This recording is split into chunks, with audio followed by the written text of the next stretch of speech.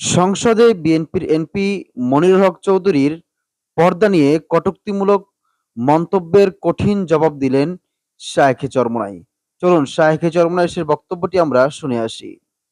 ইদানিং দেখলাম সংসদে সেই দাড়িওয়ালা, বিশাল দাড়িওয়ালা, টুপিওয়ালা, পাঞ্জাবিও পড়ছে বেচারা, ধবধবে সাদা দাড়ি, বোরখার বিরুদ্ধে কথা বলেছেন, পর্দার বিরুদ্ধে কথা বলেছেন। বেচারার নাম মনিরুল হক।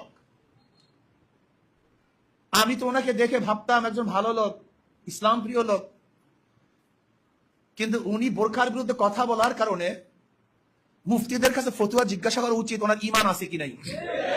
আমার যতটুকু তাহকিক, আল্লাহ পাকের কোন বিধানের বিরুদ্ধে কেউ যদি কথা বলে, ঘৃণা করে, অপছন্দ করে, কেউ যদি অপছন্দ করে, ঘৃণা করে আল্লাহ পাকের কোন বিধানকে, সাথে সাথে বেঈমান হয়ে যায়, সে মুসলমান থাকে না।